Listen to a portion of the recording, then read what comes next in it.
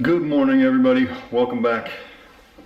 Today's maintenance day. We're going to be working on the GX behind me here. It just barely fits in the garage. We just bought this truck this summer. I love this truck. I actually didn't think I would like it as much as I do, but it's awesome. It's a 2014. It's got about 65,000 miles on it now.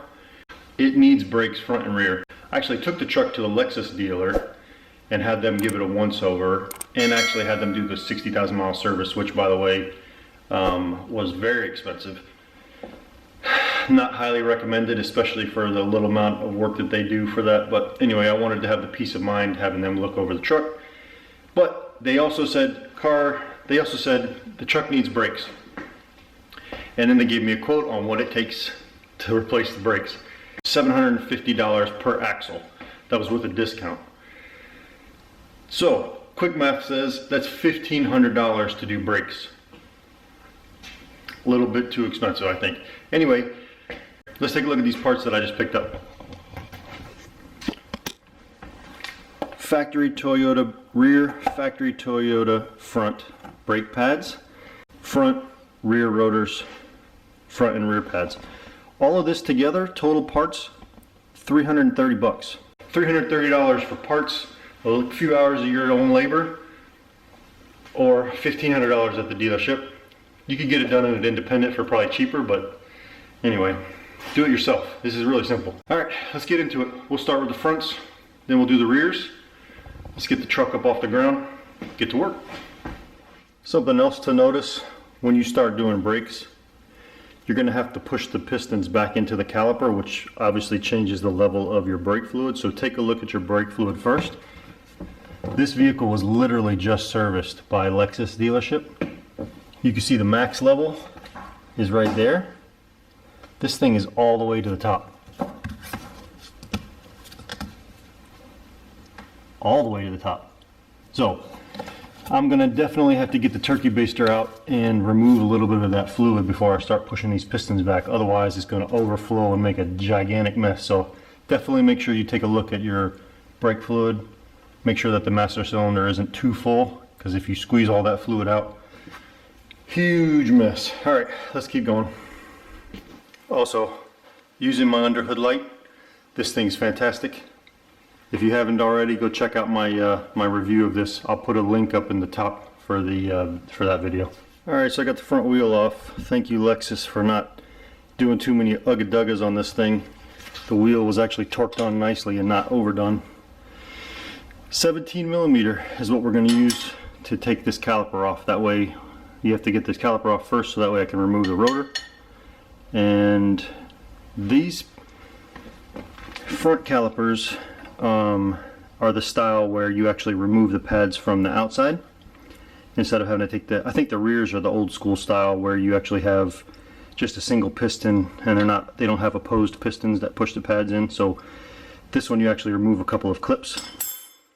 You can see the pins here, these clips, and then there's one on the outside. So we'll go ahead and remove the pads, take the old pads out, take the caliper off, then we'll get the rotor off, and we'll go from there. Alright, let's get this first one out.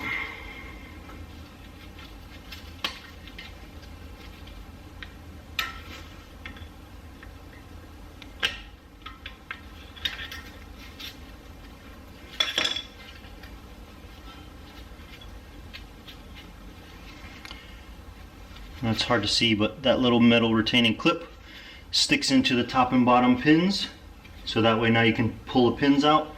Once you get these two pins out, you can then take this spring and you'll be done. Don't lose this guy.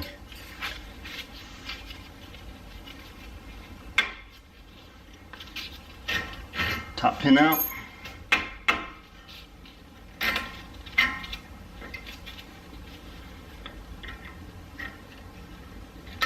Looks like these were not, either these are the original ones or nobody put anti-seize on these. So we will be cleaning these up and then putting a nice coating of anti-seize on them so that the pads can slide back and forth.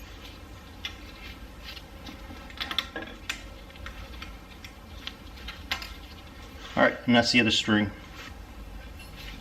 Now you should be able to pull these pads straight out.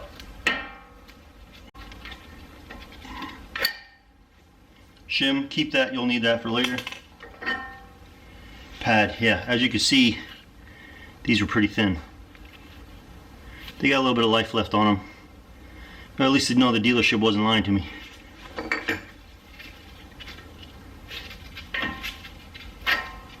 Shim, pad. Alright, now it's time to take off the caliper. It's a 17 millimeter. Get yourself a hammer that has a urethane end, and then you just hit the end of the wrench with it.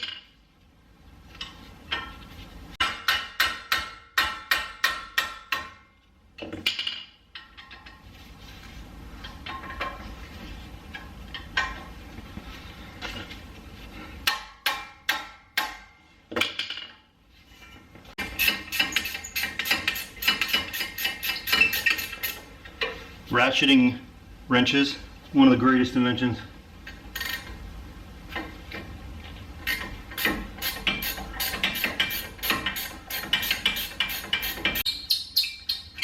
I'm going to be putting a little bit of anti-seize on these too.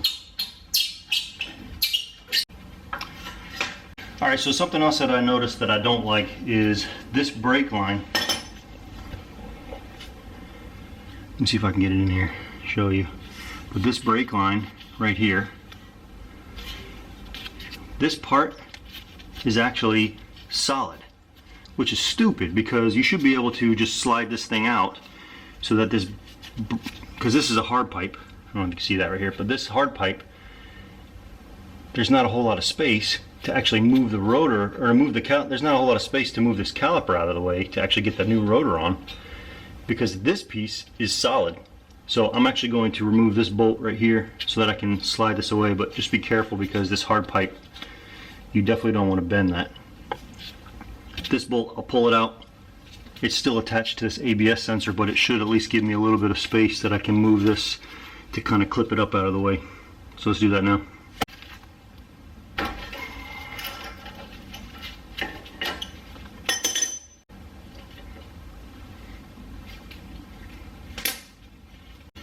Alright, so now that's free.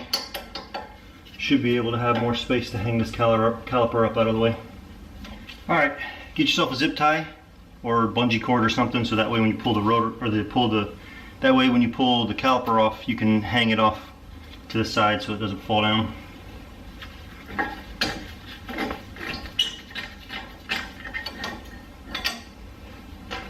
Yeah, that's much better. Now I got some space. Alright, now you can see what I did here. Once I unbolted this bracket from here, that gave me enough space for this soft pipe to be able to move. Hard pipe is not under any stress. I put a little zip tie right here to hold the caliper off to the side, so now I got some space to actually be able to remove this rotor. And let's get to it. Take the rotor off. Put the new one on. Let's go. Oh, that's nice. These are actually already loose. So let's just do that. Put the new rotor on. Get back to work.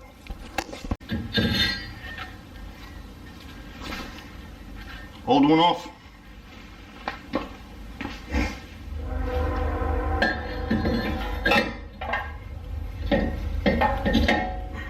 Alright, rotor's on. Let's get this caliper back on and bolt it up. And then get the new pads put in. Alright, let's cut this caliper free, put it on. Pull it out.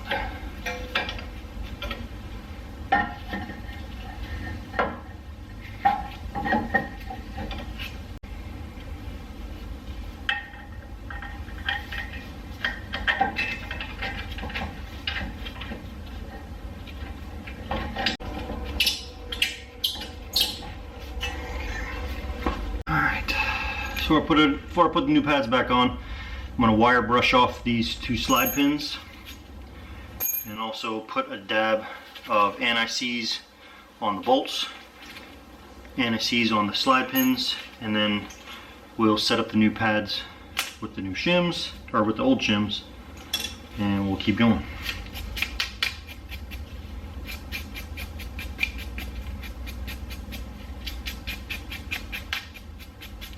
This is just to clean up any of the corrosion that's on there.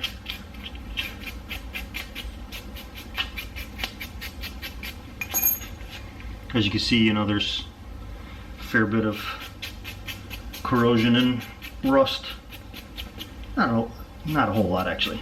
There's a little bit of rust on there, not a lot, just clean it up and be ready to go for the new pads. Alright.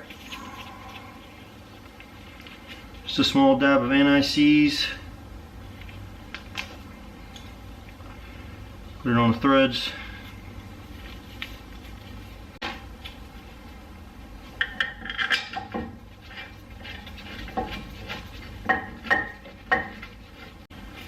Alright, we'll get that torqued back down now.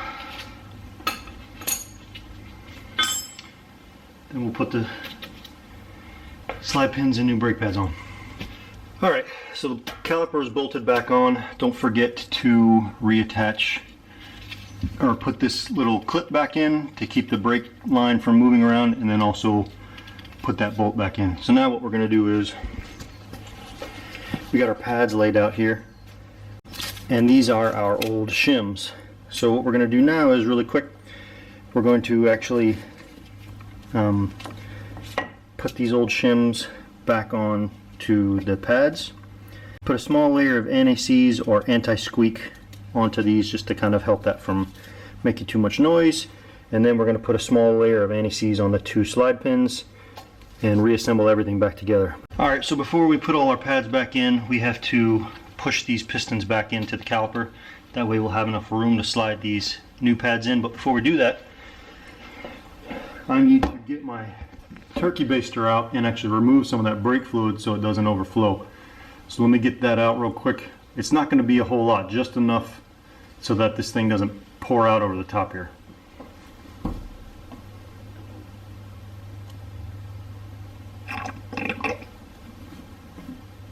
Just be careful doing this so you don't get brake fluid everywhere.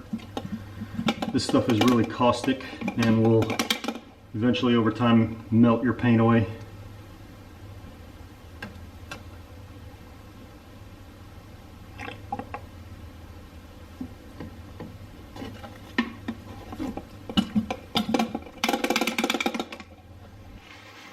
Alright, get yourself a channel locks.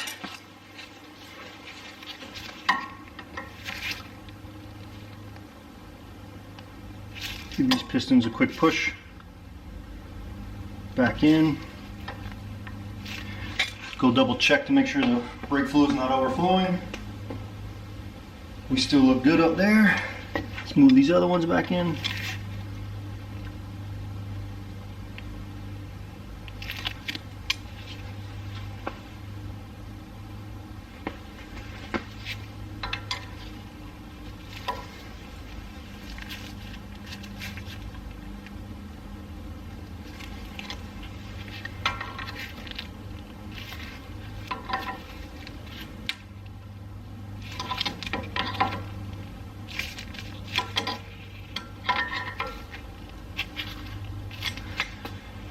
Alright, put some anti-seize on there, just give it a quick coating on the back of this shim.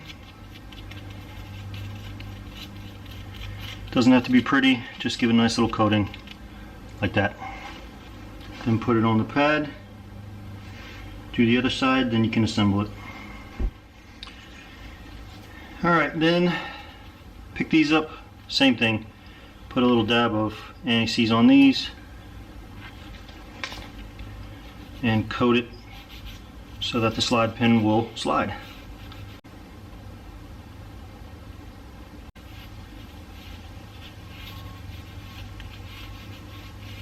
Alright, now we're ready to reassemble everything.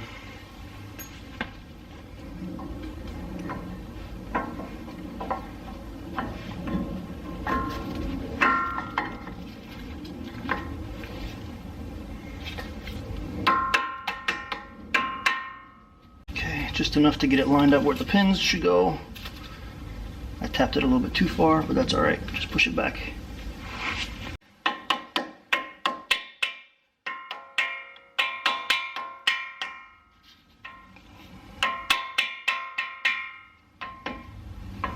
All right,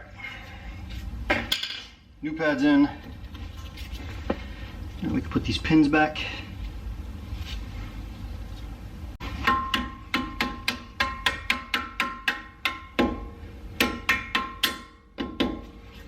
Good.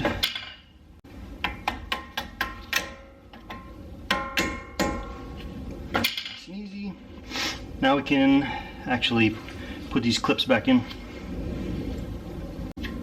Actually,